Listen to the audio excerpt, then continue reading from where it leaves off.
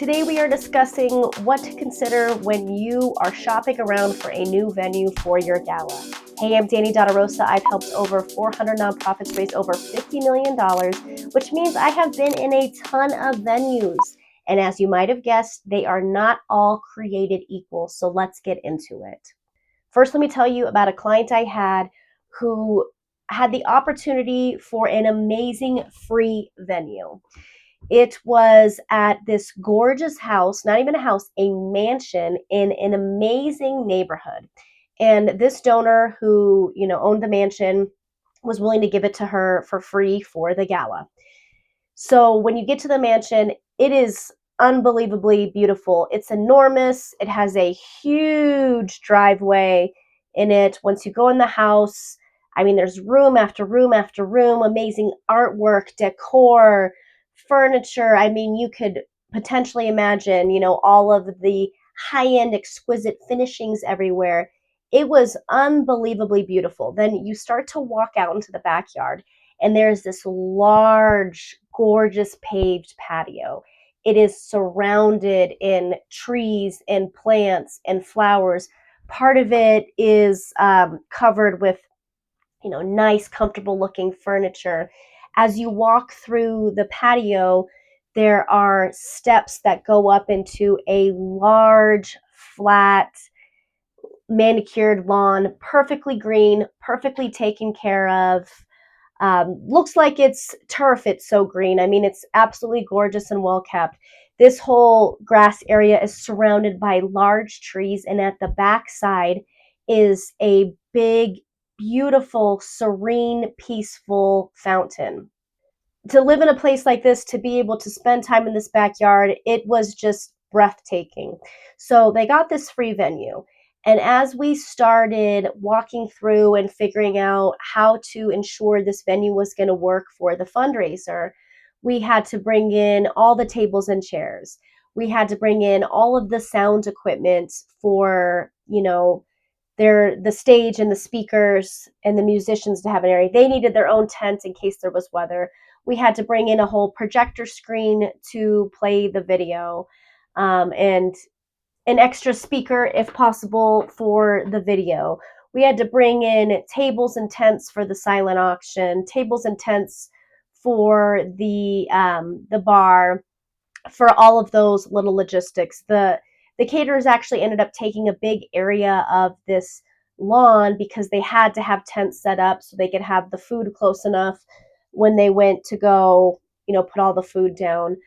They were considering valet because the parking was not great because it was just on-street parking, but a lot of it was taken. They didn't end up doing valet, but the parking was a little tricky too. And then when it came to event night, people loved the house in the backyard. It felt like really exclusive and exciting to be able to be in this person's backyard. But when we got to the program, not only was our lighting a little bit insufficient for the bid cards, my client didn't want to spend extra money on lighting. She had already spent so much money on all these other little pieces to turn it into a venue that she didn't want to spend money on lighting. So when it came to the program, the fountain was actually so loud that people couldn't hear the speakers and the video. And then when it came to the live auction, the paddle raise, yes, I am a little bit louder than those things, but still there is a huge chance that the people in the back, part of the reason they weren't raising their paddle was they couldn't hear well. So all in all, the moral of the story with this is that free venues often can end up costing you. Okay, so a free venue isn't always free. We potentially lost money in the fundraising, plus all the money spent to bring in all the logistics. So what we're going to do today is we're going to look at the 4 major considerations for you to make when you're selecting a venue, whether it's a free venue or you're just shopping for a new venue. There's 4 huge considerations that come into play with that. Now, as we get into all of this, the grounding principle for this, really the lens we want to look through as we look at these considerations or we look at new venues, is that we want to have a captive audience when we need a captive audience. Okay, so think all the way into your program. I want you to think about the part of your program where we're playing our mission moment video, or we have our amazing mission moment speaker preceding the paddle raiser, and we get right into the fundraising. That area of the program is so sacred and so important to protect that that's what you want to envision when you're looking at a venue, is how are we going to make sure that goes off smoothly during our program. Okay, so we want to make sure that when we want a captive audience, we can get a captive audience. So let's look at these 4 considerations. Okay, consideration number 1 is the easiest typically. So this is our location. You want to try and have a location that's centrally located amongst all your donors. This location also, you want to make sure that the parking is ample, or that it's at least easy enough to park, or we have figured out how to help our guests with that. You also want to make sure that you don't choose a venue that, say, is right next door to a professional football stadium that has a game that day. So you just want to consider the venue, what's going to be easiest for our donors to get to. Now, a question I get a lot of times with some of my clients whose donor base is a lot more spread out is, where do we choose our venue if our donors are, if they live all over the place? And so there's a couple ways to look at that. First off, you want to consider who your target donor is. So I've talked about this multiple times. It's an exercise I do with my client. The idea of a target donor is if you had 25, 35, or 45 of these humans at your event, you would raise a lot of money, and you'd also have the type of people there that are real champions for your mission and your organization. Now, just as a little aside, having a target donor doesn't exclude anybody else from being your donor, but it helps you really focus on, raising a lot of money at your gala by getting some of these people in the room. So the first consideration is, what would work best for your target donor? Is there a location that works better for them? Um, can you ask some of them? Maybe you have some top donors that planning to come to the gala who you really want to make sure are at the gala. You can ask them, they'd prefer the venue to be potentially. The other thing you can consider is, if it's difficult to pick a location based, on the geography of where everybody lives, then consider choosing a location that they will be excited to go to. So maybe it's somewhere downtown where you live, or maybe it's near a nature preserve where you live, something like that. So consideration number 1, location. Consideration number 2. What I like to say is that nooks and crannies hide purses and fannies. So what does that mean? It means that our venue needs to resemble as much of like a rectangle or a box as possible. So there's a reason why so many galas do well in hotel ballrooms. They're set up to have a ton of people in there, and they're set up to favor a captive audience, right? The parking is usually pretty good with a hotel, and the rectangle or square shaped rooms really make sure that we don't lose people in the nooks and crannies. So it's just human nature. They're going to spread out into a venue. If there's an upstairs area, or maybe an outdoor patio, or a seating area in a side room, you name it, if you have nooks and crannies, your guests are going to spread out and go those places, which just makes it more difficult to rein them in and get a captive audience when you need one. Now, if you do have your sights set on a great venue that has a couple nooks and crannies, one of our favorite things to do is just take a stanchion, one of those little rope areas, and just rope off where you don't want people to go, at the front of some stairs, or maybe rope off a room. You can just kind of rope it off and guide them. But in general, you don't want too many nooks and crannies. I have done auctions in rooms where they have giant pillars, or like little half pony walls, and some tables are behind some of them, and some guests, are on the other side of a pony wall. The challenge here is that there's this weird phenomena where people think if you can't see them, you also can't hear them. So these rooms just get really, really noisy, and it just affects their ability to pay attention fully to your program and, be a captive audience. So number 1, nooks and crannies hide purses and fannies. You want to try and avoid that. Now, the other consideration with the space is, you don't want anything too small or anything too big. Okay, too small is kind of obvious, right? Like, you need to have room for people to walk around. They have, the silent auction tables They have to be able to walk around them a little bit too. Your vendors need space as well, things like that. So too small of a room is going to be tricky, but too big of a room also is. It does this weird thing where it just kind of kills the energy. It just sucks the energy out of the room if the room is way too big.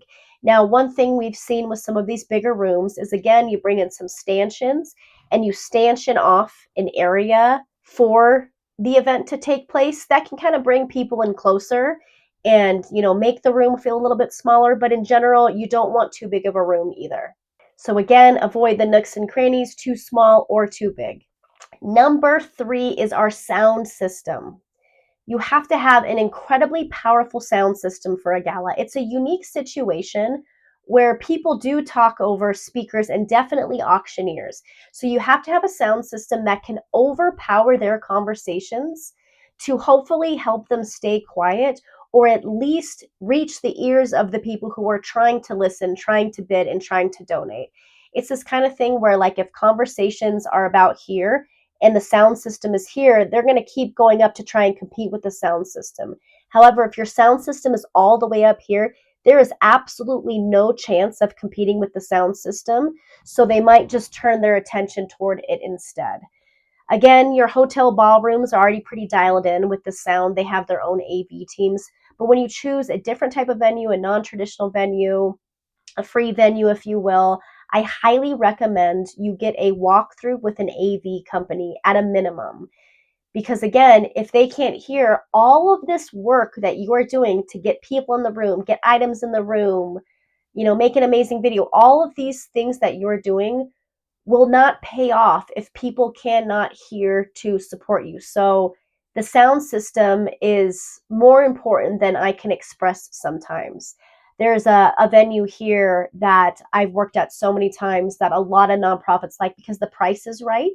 It's an art gallery, and the venue is really cool because the art changes out all the time. So you never know what's going to be there during your event, but the art is always stellar, magnificent, another level. The issue with this venue, it's not the layout of it. It's the fact that there are glass windows and hard walls and high ceilings everywhere. So no matter what you try to do with sound, there's no sound professional that can fix the the issues we have in there with the sound. Nothing that we've ever done has made it so that everybody could hear really well without there being this like racket of sound bouncing off all the hard areas. So again, number 3, the third consideration is your sound system. Is it already really dialed in and really good enough? Have they already had a gala there and had no complaints about sound? Is there any chance you can talk to a referral that they have that has used their space for a gala that can confirm to you they had no issues with sound? I mean, it's a huge consideration. Otherwise, you want to bring in a professional AV team to take care of that for you. And number 4 is the turnkey logistics. Does it have turnkey logistics or not? So back to that example with my client with the backyard space, those logistics were anything but turnkey. They had to figure out all of those areas. Now, it's not like it's the end of the world to have to deal with logistics. However, when we look at galas, you want to treat your annual gala like your Super Bowl. It is too big of an undertaking, too many hours. The impact is too important to think of it otherwise. Within that analogy, we have offense and defense. Offense is fundraising success, defense is event planning success. Okay, so the offense side is acquiring items, getting plants for your paddle raisers, sponsors, money, money, ROI, ROI, raising enough money. The defensive side is your event planning. So catering, bar, check-in and check-out, decor, all of those things. If we can minimize event planning logistics, we can spend more time on fundraising logistics, and that's where our ROI is at. So if we choose a venue that is requiring too many extra things for us to take care of, then we are spending time on that rather than trying to have some conversations with some of our high net worth donors to get them to be plants, or hitting some of our connections to get some amazing auction items donated. The opportunity cost there is often not worth it. So your 4th consideration with a venue is how turnkey are the logistics? How much time, money, energy, effort, forethought, you name it. How much can you save by paying for a venue versus having to do all those things on your own? So there's an there's an opportunity cost there for us to think about. Okay, to recap here, whether you are picking a new venue or you're doing a gala for your first time or you are considering a free option that's been donated to you, you want to consider the following things. First and foremost, I want you to imagine getting a captive audience when you need a captive audience, and you want to reverse engineer everything from there. The four major considerations being that you have chosen a great central location, easy to get to, easy to park. The second one is that you don't have too many nooks and crannies. Your space isn't too big, it isn't too small. It's just the right size for you. The third is that the sound system is bumping, that people are going to be able to hear. And the fourth is that you have the right level of turnkey logistics that you need for your team, your resources, and your time. At the end of the day, one last thing that I want to say is just remember, your venue does not make or break your fundraising results. There are so many other considerations that are going to raise you more money than making sure you have the coolest venue, you have the best location, you name it. You've got to choose a venue that's going to work for your team, your donors, and your resources, and then focus as much attention as possible on the fundraising logistics so that your ROI can be extremely high. If you have found this video helpful, subscribe to our newsletter below to get more videos like it. And as always, we hope this is your most profitable gala yet. Excuse me. Here's the weather, and here am I, y'all. I am under the weather.